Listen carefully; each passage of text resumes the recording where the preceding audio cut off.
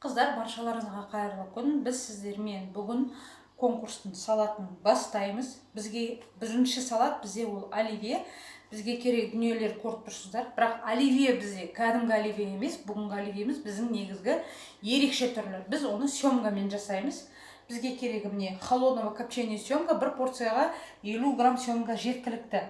Сосын пісірілген бір морковь, бір огурцы, 3 жұмыртқа, 3 картоп, горох, красная икра обязательно, және перепелиный жұмыртқа. Енді бұны біз не істейміз? Барлығын әдеттегідей араластырамыз.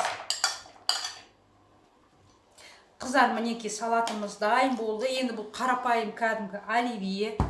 Семганың 3 түрін осылай жұқартып кесіп аласыздар. Семга слабо соленый, холодного копчения без разницы, помидоры черри для декора, кинза для декора және перепелиный яйцоны пісіріп, ішіндегі сарысын алып тастайсыздар.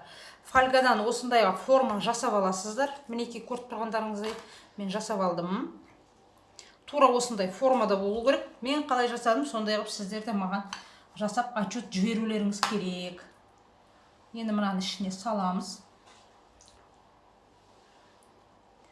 Отчетты августтың 10-на дейін қабылдаймыз. Августтың 15 күні уже біз ойнатамыз.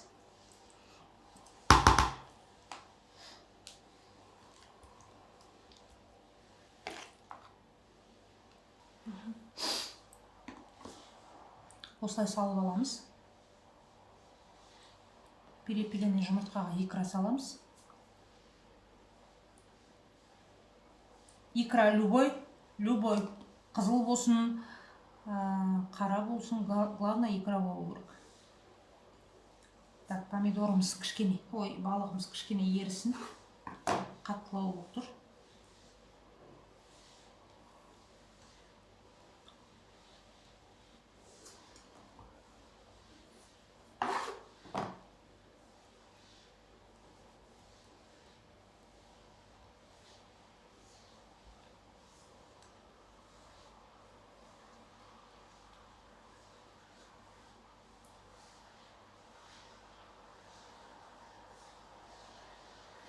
Шашылып отырушы.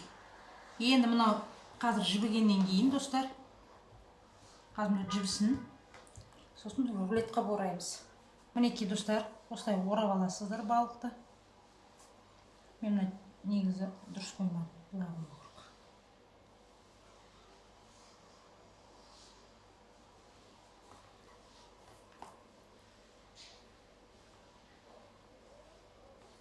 Мінекей.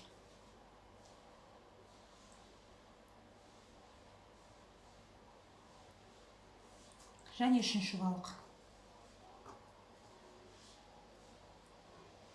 Мен әдейі байқап тұрғандарыңыздай, қолда бар продуктылардан ауылды жерлерде табу оңай болғандай жасап жатырмын. Әйтсе бұл оливьені екінің бірі біледі. Мінекей, тура осындай қылып оформлять етіп маған жібереміз августтың 10-на дейін.